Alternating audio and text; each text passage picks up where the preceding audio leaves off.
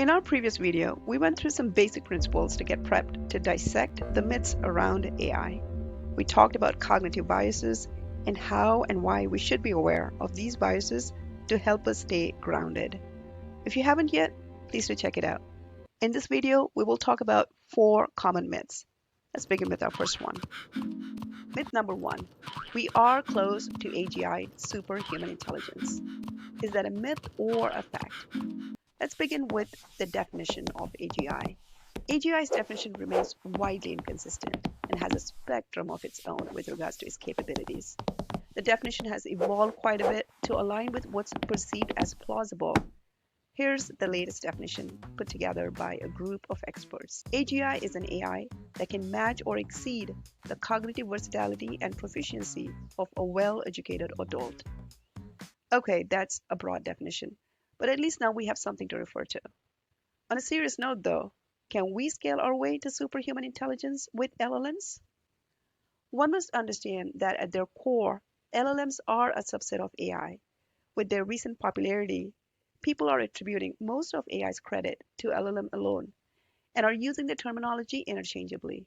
We must note that all LLMs are AI, but not all AI systems are LLMs.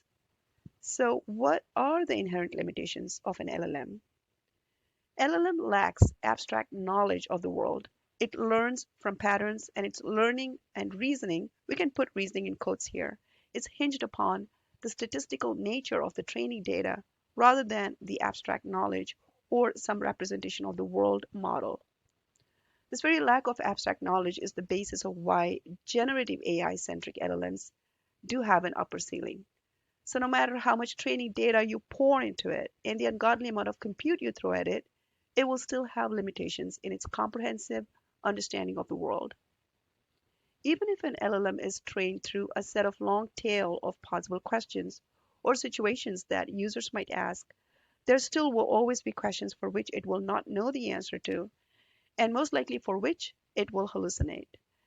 And those user-facing and commercial models that we use, those are constantly retrained in response to such edge cases. And that's not a bad thing, that's by design. It's a catch-up game in perpetuity. So, can we scale our way to superhuman intelligence with LLMs? Given the hard limitations of this technology, we can say the answer is a definitive no. The physical world is a lot more complicated than the language alone.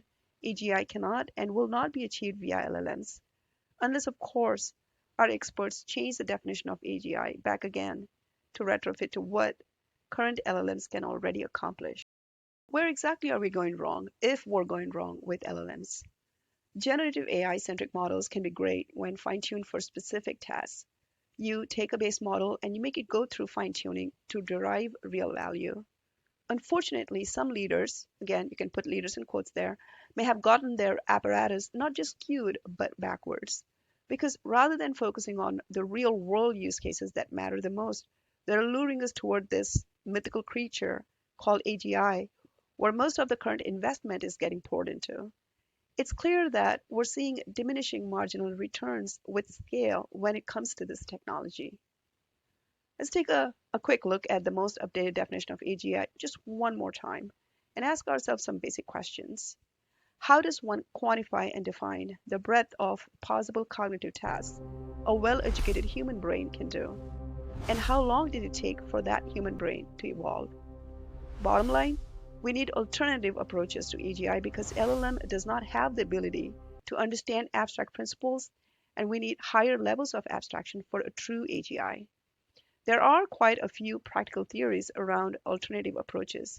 The research labs, both closed and open ones, are most likely working on some kind of a combination of these and other techniques, and they will tell you that this has a long runway ahead, probably several years to a decade or even more.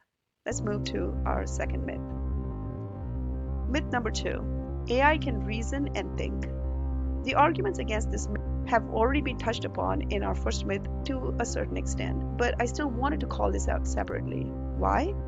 Because many have this notion that AI models can think, and they're trusting these models with their deepest and personal information, not to mention a paid AI partner or an AI psychiatrist who will soon be influencing you and your life if you choose to remain ignorant.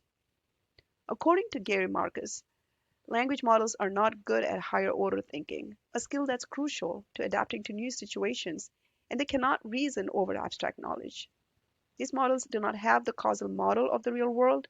Jan LeCun and other experts say that the so-called chain of thoughts isn't a sincere reflection of reasoning or thinking. Only a few know that these models by design are not capable of giving you an accurate answer, and that they give you instead the most statistical and plausible answer. The real problem? Many don't understand the model's limits and end up influenced by it. The culprit here is not AI, it's our ignorance. Myth number 3: AI can take over humanity. You probably have heard of this in various flavors: existential catastrophe and P-doom, which is a subjective probability of doom's occurrence. Now would be a good time to remind ourselves of Moravec's paradox and Gödel's theorem. Moravec stated that what's seemingly natural and easy for humans is difficult for the machines and vice versa. As humans, we're fantasized by science fiction. We're even more fascinated by anthropomorphizing machines, like in those movies where robots take over humans. Roger Penrose argues, and I quote, "An intelligent being is that which is self-aware, and being a specific kind of a mathematical structure, the computer can never be self-aware or become conscious." Unquote. He mentions Gödel's argument that no single formal system can contain all mathematical truths or axioms, and a system cannot prove its own consistency. Gödel's incompleteness theorem suggests that consciousness is fundamentally different from computation, as the human mind can grasp the truth of a Gödel sentence, but a formal system cannot prove or even understand it. Unlike the card paradox that annoyed Sheldon, Gödel's self-referential formula does not lead to a contradiction. In simple words, consciousness involves a non-computational element that AI, being purely algorithmic, can never replicate. While sentient AI taking over humanity is pure nonsense, AI posing some level of catastrophic risk, whether it's bio, cyber, nuclear, or societal, is very much a possibility and a threat we simply cannot ignore. We're already seeing how misinformation is powered by deepfakes and LLMs. The P-doom measure that we just talked about is used here in this reference as well. While people are busy talking about P-doom, our lawmakers are somehow convinced that we can win the AI race only when it's not regulated. And we've got to win the race at any cost. The truth is that gigantic data centers alone will not get us to true AI progress in the fields of science, medicine, cybersecurity, education, climate control, and more. And we must confront folks who are conflating the worlds of chatbot advancements with the much needed AI advancements. Let's move on to the next and the final myth. Myth number 4: AI will take away your jobs. At some level, we know that some elements of our jobs can be and will be replaced with reliable AI systems. For instance, if my job entails information gathering, analysis and reporting, meeting clients, talking to them, and negotiating contracts with them, then AI tools will help me with some aspects of my job, but not with everything that I do in a given day. Overall, there will be shifts in our workforce models. Some have lost their jobs in recent times, in part because their companies had to justify their AI investments by claiming productivity gains from those investments. Whether they've realized any ROI from those investments is a whole another discussion, and we're not going to get into that. Remember motivated reasoning that we talked about in our previous video? Yeah, that's back in action. To sum up, all AI systems that are specialized, well-defined, and focused on automating repetitive or mundane tasks, those with clear boundaries and reliable performance, can and most likely will replace specific elements of your job. And AI systems that are generalized to replace you as a whole haven't been invented yet. So where do we go from here? What's our call to action? It doesn't hurt to remind ourselves to always begin with a problem statement first. Remember the days when IoTs were everywhere and there were ridiculous products that claimed needless value, like that salt pepper shaker that was IoT enabled? And now for a $500 billion valuation, OpenAI's value recognition in the foreseeable future has boiled down to targeted ads, erotica, and cute singing cat videos.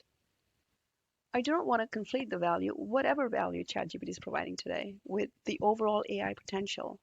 And that's exactly the point of this video. It's time we gave attention to AI use cases that mattered the most, because life is too short as it is. If you've come this far, thank you. It is my sincere hope that the thoughts in this session resonated with you as much as they did for me.